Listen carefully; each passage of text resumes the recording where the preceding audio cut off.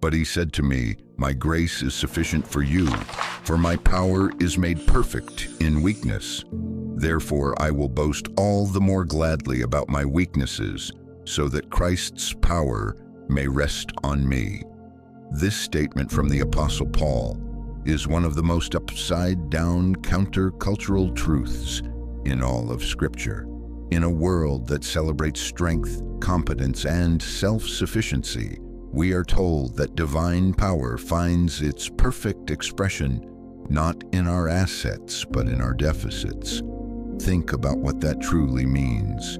Your greatest point of struggle, the thing you try to hide, the inadequacy that you feel disqualifies you, that is the very place where God's power is waiting to be unleashed. The phrase, "grace is sufficient," is not a passive platitude, it is an active promise. It means that God's divine influence, His very presence and favor, is enough.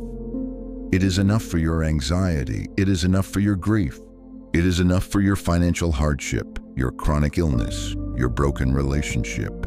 It is not that these struggles magically disappear, but that His grace provides the strength, the endurance, and the peace to navigate them. The second part of the verse is the key. My power is made perfect in weakness. God is not looking for our ability. He is looking for our availability. Our strength and pride often get in the way. We try to fix things ourselves, to rely on our own intellect and resources. But when we come to the end of ourselves, when we are forced to admit, "I can't do this," that is the moment of breakthrough.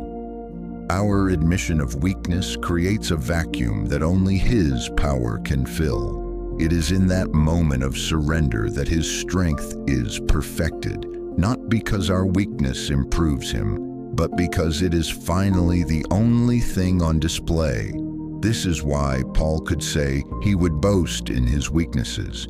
He wasn't celebrating failure or sin.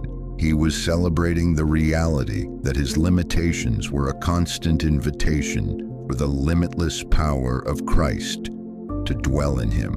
So, what is your weakness?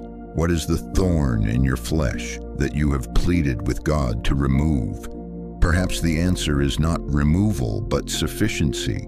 Perhaps today is the day to stop seeing your struggle as a liability and start seeing it as the stage upon which God's power can be most clearly seen.